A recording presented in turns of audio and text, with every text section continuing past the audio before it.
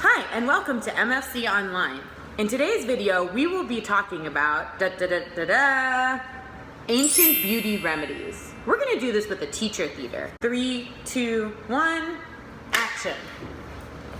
Hey, Alex. Hi. So I was thinking about making some kimchi fried rice. Ooh, that sounds good.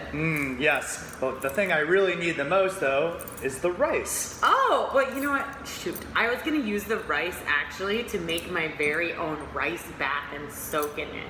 Sorry about that. All right. All right. Oh, hey, Alex. Hi. So I was thinking about making some tea. Ooh. But I really would love to have some honey in it. Yeah, I love honey in my tea. But you know what? I was actually planning to use the honey to make my very own face mask. You know, it's so good for my skin. Sorry about that. All right. All right, see you later. This time, I'm going to make some pasta. And what I would love to have to make it with is some olive oil. Ooh, yeah, I love putting olive oil on my pasta. But unfortunately, you know what? After I finish my honey face mask, then I'm going to moisturize my skin with the olive oil. So I don't think we have any left. All right. Sorry about that. Try again next time. And scene. All right, so as you noticed in that teacher theater, it seemed like Alex wanted a lot of different products from the kitchen, but I was too busy using them for different home beauty remedies.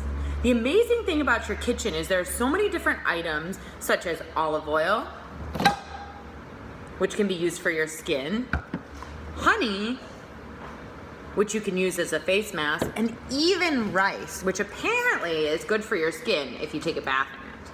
Yes, would you like some rice? Hikaru would like to take a rice bath as well. My challenge for you this week to follow up is to do some research online about different ancient beauty remedies using only items in your kitchen. You could make a scrub for your skin using sugar. You could make a face mask using honey and cinnamon. You could even make a bath out of milk. Rumor has it that in ancient Egypt, the Queen Cleopatra actually used milk from donkeys to have a bath every day to keep her skin beautiful. So for follow-up work, I would like you to choose 1 or 2 different remedies and challenge you to have a spa day with your family. You can take a picture of yourself wearing your face mask. You can send me the recipe, or you can take a video sharing the recipe. You can also do some research and share some fun facts about the country where you found these ancient beauty recipes. That's all I have for this video. Thanks to my helper Alex and to Hikaru for his guest appearance. And we'll see you next time. Bye!